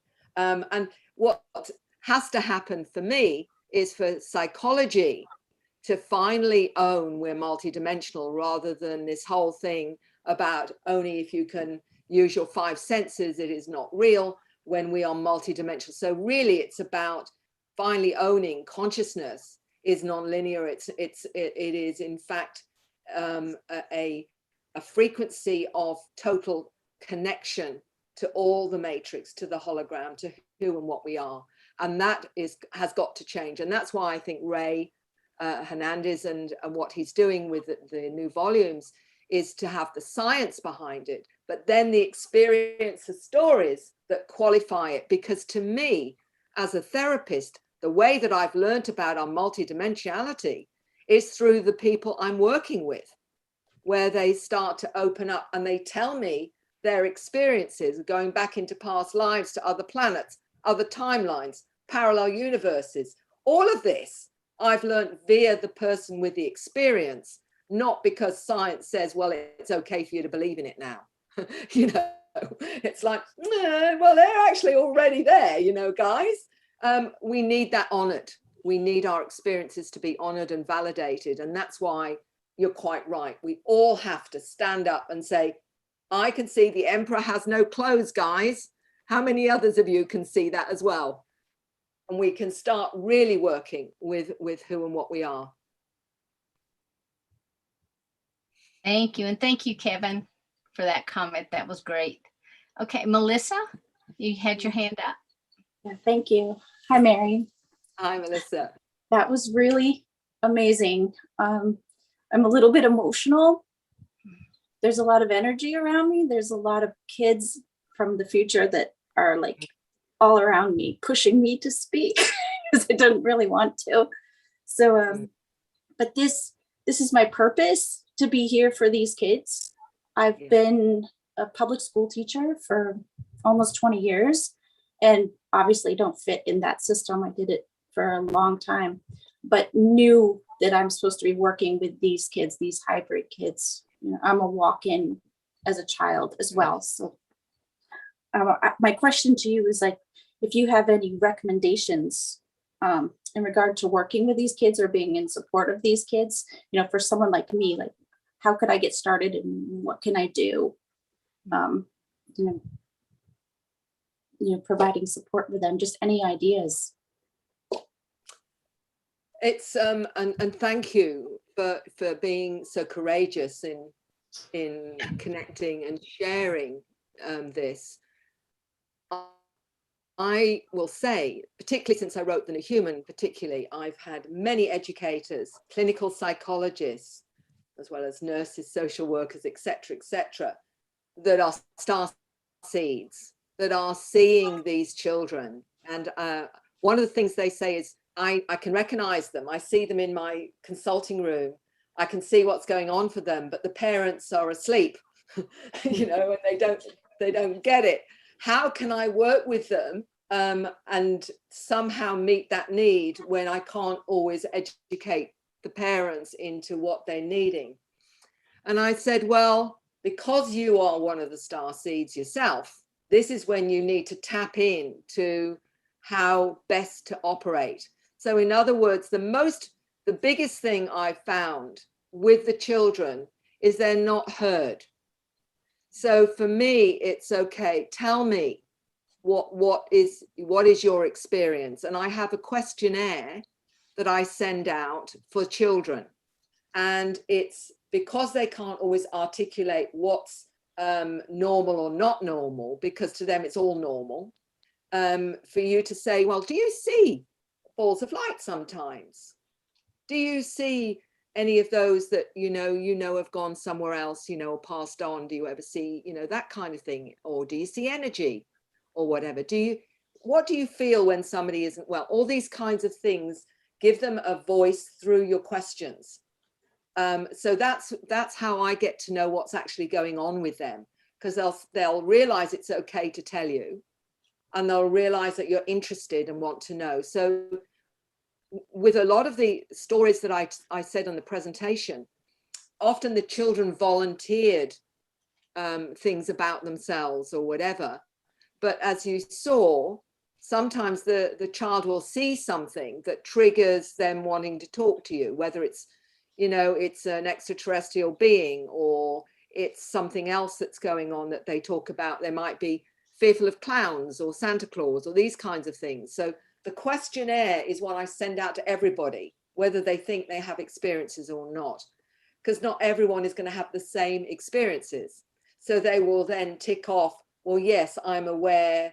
Some will say, I've always felt like I've been adopted. It's a very common pattern because they feel so different from their siblings and what have you. So the questions have come from, it's my questionnaire. It's not one that I've drawn, because I take in dreams, feelings, knowings, sensings, because that's our multidimensional self that's giving us information. People don't realize that if you've remembered a dream for maybe 10 or 15 years, maybe it wasn't a dream after all. You know, that the reason they think it's a dream is because they've been taken in an altered state. And because of that, they put it in the bracket, well, this is a dream. When they say, you know, I dreamt I was in a spaceship once and this and this and this happened. Very unlikely it was a dream, you know, very unlikely. Yeah, exactly. So the more informed you, the more informed you are, the more you'll be able to pick up from a child what's going on with them. And the more that you're aware by your questioning, you know, the fact that their senses are heightened, some can't bear loud noises, for example. This is an indicator. So you can look at the patterns that indicate what's going on with them by just simply asking them some simple questions.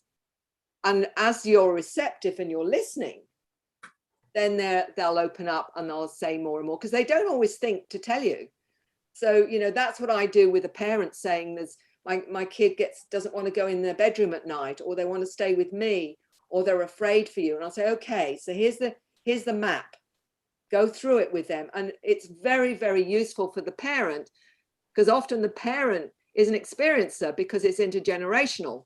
So you find the parents getting triggered as well, thinking, oh, that's related to me. Now I understand. So it all starts them opening up and what have you. So that's why, you know, the questionnaires are so useful.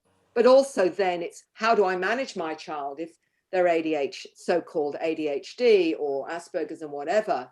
And so what I've done is looking at, so here's the problem, what's the solution?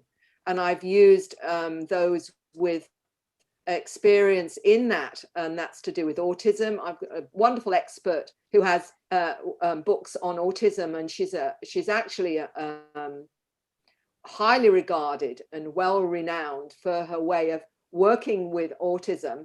And she finally admitted to me the reason she knows how to work with them is because of the mantis beings that she talks to. So it's hilarious, really. It's just like, oh, that's where it comes from. You know what I mean? It's and this ADHD, how because their system is different, they need more of certain vitamins, certainly vitamin B's and what have you, to stabilize the ADHD. So you don't stick Ritalin in their face and all this other rubbish, because all that's doing is slowing them down so they can be programmed into 3D. These beings do not want us back in there. They want to keep us from that. So they've wired them differently deliberately so that they can not be wired back into the system, the old mandate, you know, the 3D limited paradigm. So what we're having is, if we can prevent that and provide what the kid needs because of their upgraded energetic system, if we can find what they need, and Dr. Olson talks about what she's discovered as a scientist. So I've written about all of the way to deal with those issues in the New Human, but also in Awakening, those that are coming into that. So the strategies there's ways of dealing with, you know, the fears and working with their multidimensional selves. So the first thing is, you say to the kid, what do you need? How can I help? And let them know that you're listening. But you know this anyway. Yeah, thank you. It's funny because that's one of my stories. Is I had a dream, you know, when I was 3 years old that I never forgot. So as you're talking, I'm like, I can just take my experiences and put them into a questionnaire. Also, another funny story is I used to go into the office at the school I worked at, and there would be plenty of kids in there who were waiting to see the principal. And the people in the office would talk, I don't know what's up with these kids. You know, they're different than they used to be. And I said, well, I know what it is. And they're like, what is it? And I said, you wouldn't believe me if I told you. So we just left it there. But yeah, thank you so much. I'm really excited to get the book. Oh, you're most welcome. Thank you, Melissa. It's a great question. Let's see, we have Carl up next, and then I think Hildegard. Okay, Carl. Hello, Mary. Thank you for your presentation. You're welcome, Carl. I have some of the changes. My hearing is very good. Empath. But I found out in my life that I was taken into a type of a secret space program, and sometimes amazing, sometimes horrible. But is there many kids that are also of this group taken in and used in that program? Would you know? Good question, Carl. And yes, it comes up with a number of the children, and they're fully aware. I could tell you about one 9-year-old explaining to me his experience of being taken to an underground base. And he remembers sitting in a chair with a woman in a black uniform in front of him, technology to one side, and explained that what she was doing with this technology was lowering his frequency so they could program information into his head. And he said, I was aware of it. And he said, so I kept my frequency higher, and I was able to protect myself, but I couldn't always do it. There are others that I talk to that identify with hybrids that have said that they were aware of that right from being a young child, and that they were being manipulated and what have you as well. So this is, unfortunately, we know that the deep state are very aware of these new children. They are very aware of their abilities, and if they can access them, they will. And some kids are able to protect themselves better than others, but some get pulled in, and this is unfortunately part of all of this. Yes, well, I was informed in my memories when I was allowed that I am a hybrid, and now my emotions are coming up a bit now. That well, thank you. My mind is not quite working well now. That's okay. Yeah. I understand. Yes, okay. Thank well, thank you. Carl. Thank you. Thank you. All right. How are we doing? Okay. How are we doing, guys? Okay, thank you. Yeah, well, I think we have one more question, Mary. So Hildegard, and thank you, Carl, for your comments. Thank you so much, Mary. This is always great to listen to you. And I, much like Kevin said earlier, like a lot of things resonate with me. When I was very little, I remember very distinctly having the feeling that somebody might be looking out through my eyes. And I was wondering whether I could look through the eyes of my sister. Like, resonance number one. Another one, when you played the Arcturian sound, whoa, goosebumps everywhere. Because I believe that in the process of walking in, I have been on the Arcturian healing ships. I don't think there's any way to get into this planet as a walk-in without somehow being downstepped, right? And what I find also amazing, when you were talking about the children not wanting to sleep in bedrooms or seeing monsters or something in closets. When I lived in the country, my kids were relatively little, and a new neighbor moved up north, like huge area, houses very far apart. But the closest neighbor on the other side of a big bush had little children. And the daughter didn't want to sleep in that brand new bedroom that they just created. And she said, the neighbor said to me, you have all these kids, you should know about this. And I said, guess what? I do, because my kids taught me about these things. And you're so right. The parent, I bet my bottom dollar was an experience as well. And all of it took for me to say to the child, speak to whoever is there as if they had a flesh and body like me, like I have. If I would be in your room with a big cigar in my hand, what would you do? And she'd say, well, I'll have a talk with you and probably throw you out. And I said, well, have an interaction, find out what that person needs, right? See if the two of you have a deal going, or whether this person is stuck, or they said to help you or you to help that person. And it was really amazing because what at the beginning of me not really being very secure in I'm a walk-in, I'm a multidimensional being, I'm actually coming back from the future. That wasn't really solid in my being the way it is today. And I bet my bottom dollar these kids come into our lives to really not only educate, but also be mentoring me, because that's what I learned from my kids. Now, my question is, having been heavily involved as my 4 children were growing up with, you know, special reading programs and all the stuff you do in school, what happens when a child like Paul or whoever you mentioned lives in this world? I know what it's like to feel like I'm stuck in this body, and I think everybody can see and hear, and I start sharing ever so excitedly, and then they're telling me there's something wrong with me. Do these children actually that are quite aware of what's going on and who their friends are, can they actually be sent to the schools or wherever they are in life to also be the guides for other children? Have you learned about that? It's a good question. At the moment, it's very hard for these children to own their truth, just like you saw Paul wanting to talk to his school friends, but his mother saying, no, it's not a good idea, because we haven't yet got acknowledgement from the government that this is real. And we haven't got acknowledgement from psychology this is real.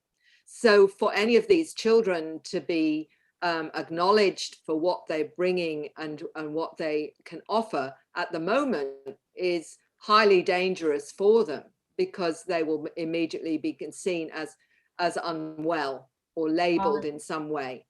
So until we get it all starts with the acknowledgement that this is real, and then we can actually start saying, right, now people can start talking about their experiencing, what they've experienced, and the children can start telling us what it is we need to understand. And I've talked about, you know, an awakening centers or something like that, where the children will be provided with that safe space so they can share what they've come here to teach us, and we support them with you know, making sure they eat the right foods and look after their physical container so they can actually be the teachers that they've come here to be.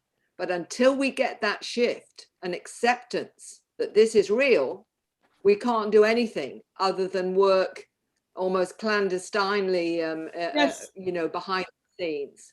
Well, which is what I guess I was doing at the time in my kitchen, right? When I said, are you sure you're an adult? Why do you believe this? I said, because I've lived it. It's my experience, what you're talking about. Another thing that I find fascinating is that when some of us are talking, I actually said, I wrote this in my journal 30 years ago, if I hadn't lost them in a house fire, but verbatim. Like this whole thing, I don't know who said it about, you said it about people later in life, they're getting told, speak, write, share. I was told to be quiet, raise these children to the light. And now I'm taught, and I'm hearing this more intensely, make YouTube videos. You have to now make YouTube videos. And I'm saying, oh, no, I'm not going to make YouTube videos. I make BitChute videos. And you know what I'm saying? And I have this resistance, much like Kevin said. Why now? I thought I'm done. These kids are raised. Forget it. I don't need to talk about this, you know? Maybe there is indeed a timeline for all of younger, older, that we have a program in our soul, if you so will, that then triggers us in almost kind of like an obsession. Is there some resonance to this? What do you think? Absolutely. The numbers that are now being activated, and I talk about in another presentation, Dr. Lena Olsson, she in Sweden, it's very much not cool to talk about this. And she asked her mantis being is it time for me now to come out and speak about this? And she had an instant healing of something over a number of years. She'd had a problem with her vertebrae, and it was all literally clicked into place. And she was free of the pain. And she said, that was my signal that I need now to come out and speak my truth. So I think there is a timeline. And I think this timeline is now where people are that would never have dreamed of talking about this 10, even 5 years ago or 10 years ago, are now feeling impelled to write their story or talk about their story or own their truth. And that's why I say I think that disclosure is going to come from us. And it really is challenging us to speak our truth, which is one of the things that, you know, I talk to those that come to me is, when are you going to, you know, be who you are and why, you know, the person that you've come here to be? Because while we're still fitting around other people's limits and judgments and what have you, we're actually being afraid of being who we are. But And this we've is the whole point, right? Yeah. The battle between fear and love, being a victim or a conscious creator. Yeah. And I think the time has come for everybody to be out there, be who you are and who you came to be, and there's power in it, and the universe supports it. That's why, you know, many of us are still here, because this was not an easy path to walk on the last 30 years. So thank you so much. It's really great to connect this way with all of you here. Thank you, Mary. And thank you. You're welcome. Thank you. Thank you for that. Thank you. So thank you all for being so wonderful, and I'm so glad that it's resonated with some of you, and hopefully even given you something to think about and look into for yourself. So thank you very much, everyone. Oh, thank you, Mary. I have one final question. Would you have time? There's a lady that has one more question for you. Okay. Yes. Okay. Sure. Patty? Yeah. Okay. Yeah. And then I promise we'll let you go. Thank you. I'm actually going to meet a politician to do with medical options. So all to do with what's happening on the planet. But that's the next part of my day. So no, more than happy to. Thank you, Mary. Okay. Patty? Thank you, Mary. This has been amazing. Hearing all the stories of the children, it helped me to understand things that happened to me when I was younger, for one. I'll say for one, when I was really little, and we had the Christmas tree up, and this is back, I'm 63, so this is back when the light bulbs were the big ones, you know, the big, just different than what they have today, and they were very colorful. And when everyone would go to bed, I'd make sure I went in and turned on the tree, and I would sit, and I loved the lights. The lights meant so much to me. I remember one night with that happening, and I unplugged the tree, and I was going to bed, and I turned and I looked down the hall. We lived in a small house in Kentucky, and I looked down the hall, and this blue being just flashed. It was at the end, just right there. And I wasn't afraid. I mean, I always was around ghosts and stuff, but this was different, and I wasn't afraid. It felt very familiar and very powerful. And through my life, I've levitated twice. I've had a lot of experiences, but some things I've never told anyone. And so this has been really powerful for me. But I have a question for you all. About 30 years ago, I had a very vivid dream of being taken down an elevator, and the doors opened. I walked in, and there's a very handsome man. He had very long black hair. I told my roommate at the time, and she thought it was Babaji, how I described. And I didn't know who Babaji was, but that's how she described him. And he took me down. He didn't say anything, but took me down, and the doors opened, and we were in this space where people were running around, and I didn't recognize the kind of people, but a lot of machinery, and it was like a lot going on. And he looked at me like that I was supposed to see that. There was something I was supposed to know about that. And we got back on the elevator and went back, and I woke up. But I just wonder if anyone's had any experience with anything like that, because I don't know if I've even told anyone this, and always wondered about this experience. Thank you. Oh, thank you. And what I would suggest you do, some people, you know, really are seeking answer over a particular event that happened. And sometimes you can find it through hypnosis, but sometimes you can do it yourself. And by that, I mean going into that quiet space and calling whoever it is you connect with, whether it's your higher self or your team, I call it, you know, your non-human team, or the angels or spirit guides or whatever it is that you connect to, and saying, I want to understand what that means, and be still and see what comes in. Because you can ask these questions.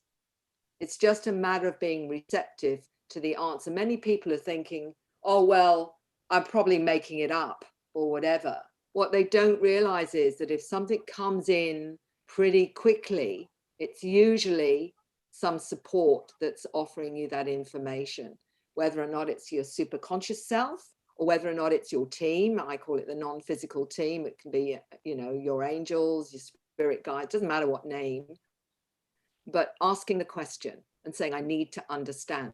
And sometimes it will come, the answer will come with a feeling or a knowing or a sensing, or it may be visual, and it may be words. It might be a combination of all of that. That is what they're offering you to take on board. So trust that. Trust what you get. And then if you're not sure and want more information, say, I need to understand more.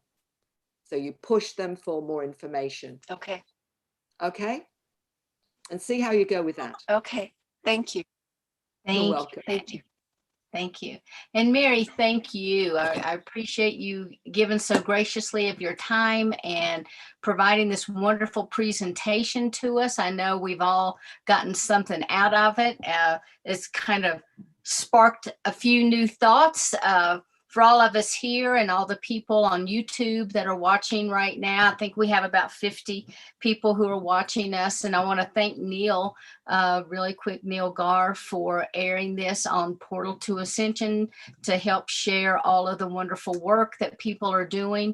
And Mary, I want to thank you so much. It's always a pleasure. You're a joy to chat with and to listen to. So your knowledge is vast, and we really appreciate you sharing it tonight. Oh, Sheila, it's been an absolute pleasure. And please thank Neil for all his wonderful work, and for, you know, for being able to share, to me, is part of what we're all doing at the moment, is sharing the truth. So thank you so much for the invite.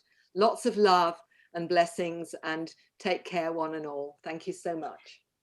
Thank you, Mary. Thank you. And I also want to thank Hildegard and Phil and Yvonne, who are part of the Wish Alliance, for being here tonight and supporting our meetings. So thank you guys very much. And I want to thank all of you guys for joining us again. And I want to share real quickly some of our upcoming meetings that we have. On July the 8th, we have James Twyman, who will be with us. Thanks to Phil bringing him on. So thank you very much. On the 12th, we have Barbara Lamb, and she'll be talking about crop circles and hybrids, abductions, and more. We always have our family reunion, get together, chit chat on July the 15th. On the 22nd, we have Mary Ann Lee Hernandez, and she'll be channeling Mary Magdalene. And this is on the day of the Mary Magdalene feast. So that'll be really interesting. And thanks again to Phil. And also, Kalina and Rama will be here with the Divine Masculine and the Divine Feminine. Thanks to Phil. So I appreciate your inviting them. And I also want to share with you that on the 24th and 25th of this month, we have our hybrid conference coming up that'll be aired on Portal to Ascension. So you can go directly to PortalToAscension.com to register. We have Barbara Lamb, Daryl Anka, Mary Rodwell, yay. We have Phil, who will be with us, Maya Cristobal, Valera Bruno, myself, Alan Seinfeld. We have Rebecca Rose, who will be sharing with us. Of course, Neil. We have Jacqueline Smith and Geraldine will be with us. And this will begin at 10 a.m. and run to 6 p.m. And this is Pacific Standard Time.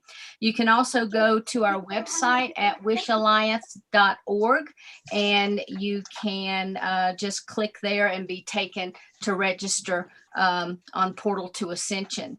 And then let's see, there was one other thing that I wanted to mention. Oh, we've got Kevin coming up. Kevin will be talking with us in August, so that'll be great. But we'll get our line out as soon as our lineup out to you just as soon as possible. And if you are not on our mailing list but would like to be, please go to our website, wishalliance.org, to the contact section. You can sign up and then you'll receive every week something that we're offering. And so if you don't receive it, please check your spam file to make sure that that you've gotten it. So again, I want to thank everyone very, very much. I appreciate your being here, and until next week, namaste and have a beautiful week. Thank you very much.